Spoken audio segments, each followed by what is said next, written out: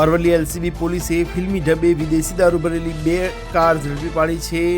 જે પ્રમાણે LCB police દ્વારા વિદેશી દારૂ ઝડપવાનો જે સિલસિલો છે તે યથાવત છે, ત્યારે માલપુરના વાંકાનેડા ગામની સીમમાંથી પોલીસે કારનો પીછો કરીને બંને જે વિદેશી દારૂ ભરેલી કાર છે તે ઝડપી પાડી છે। પોલીસે બાતમીના આધારે વોચ રાખીને પીછો કરતા બંને કાર ઝડપાઈ છે। સ્વિફ્ટ કારમાંથી 3.64 લાખની કિંમતનો 1392 બોટલો જપ્ત કરવામાં આવી છે। સાથે જ એક આરોપીની ધરપકડ કરવામાં આવી છે। તો સ્વિફ્ટ કાર સહિત 8.69 લાખનો મુદ્દામાલ છે તે જપ્ત કરવામાં આવ્યો છે। તો અન્ય એક ક્રેટા કારમાંથી 4.40 લાખની કિંમતની 1704 બોટલો જપ્ત કરવામાં આવી છે। ક્રેટા કાર સહિત 9.45 લાખનો જે મુદ્દામાલ છે તે પોલીસ દ્વારા જપ્ત કરવામાં આવ્યો છે। તો ક્રેટા કારનો જે ચાલક છે તે કાર મૂકીને ફરાર થયો છે। તો પોલીસે બંને કાર જપ્ત કરી અને મુદ્દામાલ પણ જપ્ત કર્યો છે।